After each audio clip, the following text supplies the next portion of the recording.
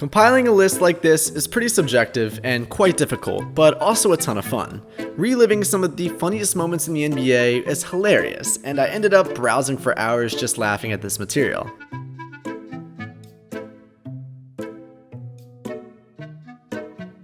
So without further ado, let's look at the 8 most hilarious moments in NBA history. Before we begin, make sure to subscribe to this channel so that your favorite NBA team will win the NBA championship next year. Let's get into the list. At number 8, Stephen A. Smith has problems with Tiago's splitter. First of all, let me go ahead and preface this one by saying that I hate Skip Bayless. It's a rare occasion for me to actually agree with him, and 9 times out of 10, I hate everything he says. See, here's what's gonna happen. Tyson Fury is gonna get knocked back to the UK, and it's gonna be over.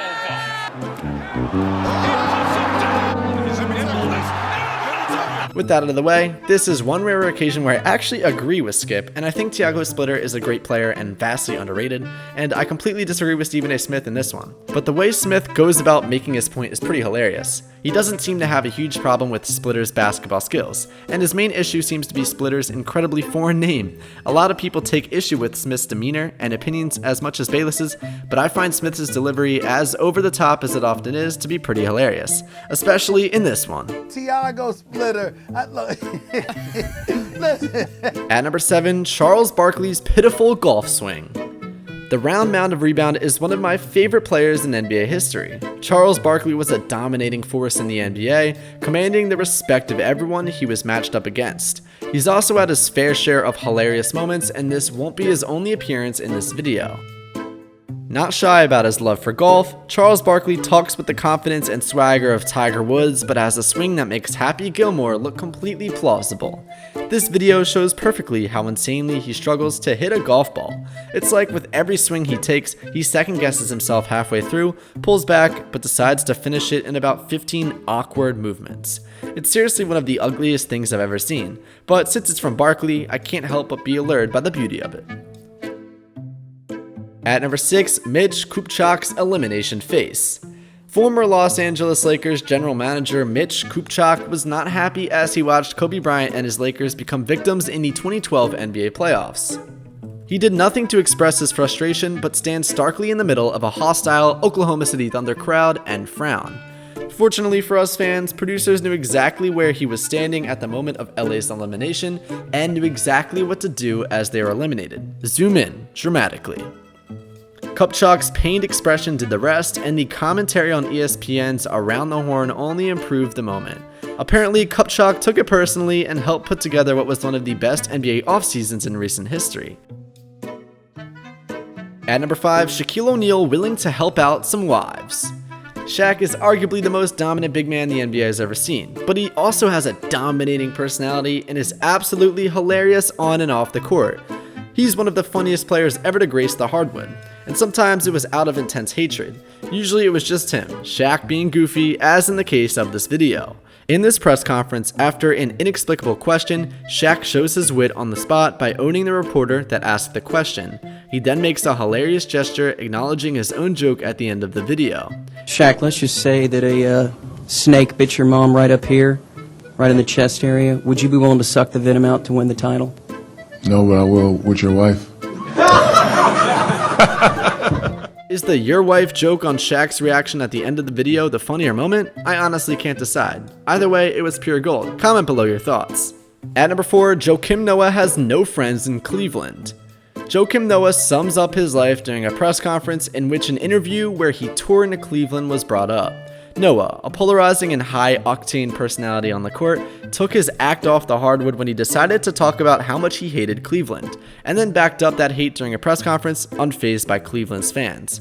Probably the funniest part of this video is his impromptu reaction and nonchalant response during the press conference, where he assures the crowd of reporters not to worry because he has friends. You like it? You think Cleveland's cool? I mean, I never heard anybody say I'm going to Cleveland on vacation. I mean, what's so good about Cleveland? College, I was getting booed a lot. Boston, they don't like me over there. And they don't like me over here either. It's okay. I have my friends, I don't care. It's hard to feel bad for the harsh reaction Noah got in Cleveland after his comments, but you have to admit, he does have a point. Who goes on a vacation to Cleveland, Ohio? I mean, I never heard anybody say I'm going to Cleveland on vacation. At number 3, Charles Barkley fits right in with the 1992 Olympic Dream Team. How much do you know about Angola, the guy that you would be playing there? And I don't know anything about Angola, but Angola's in trouble. I told you he'd be back.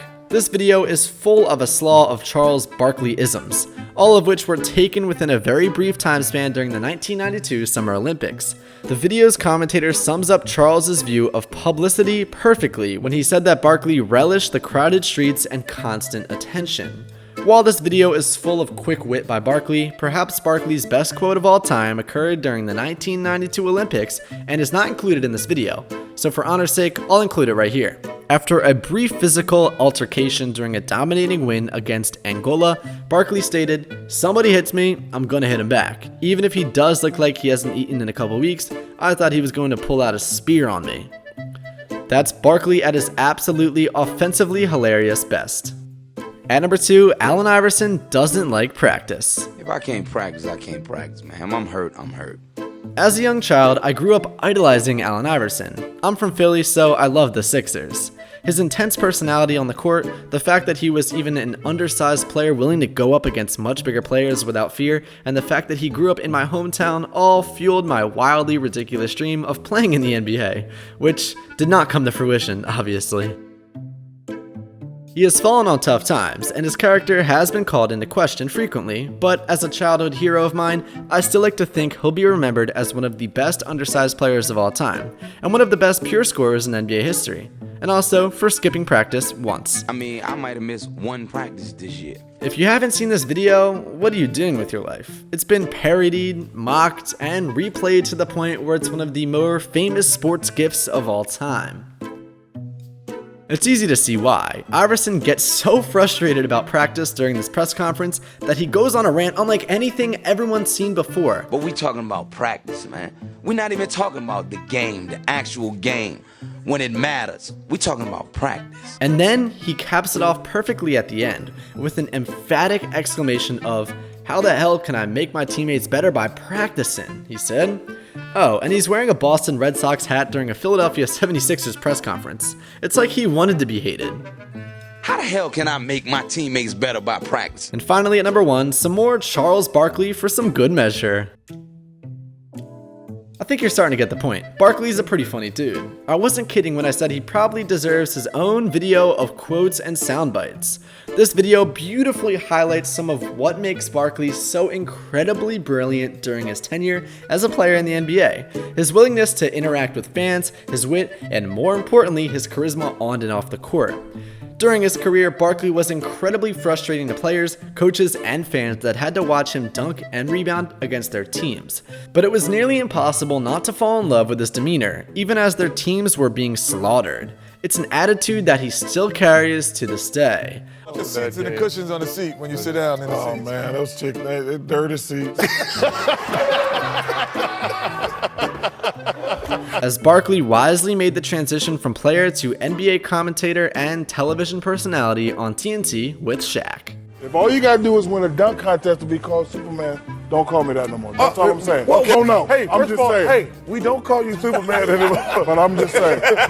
Don't. It's a career that suits him, and he's gotten quite comfortable and overweight in a job that allows him to sit around and crack some jokes. Because look, if you look at it, it goes back, so I just let it grow up. Well, I watched the show the other night. I just want to say you look like a damn idiot. There it was the other night. But for now, let's remember part of the reason Barkley earned his job as a personality in the first place, his humor as a player.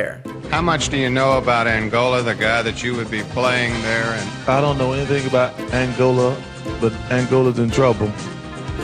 Well, that's going to wrap it up for this video, guys. Make sure to hit that like button, subscribe, and comment down below which moment you thought was the funniest. I had an absolute blast with this video, and I hope you guys did too. So, I'll see you guys next time on Triple Double Nation. Thanks for watching.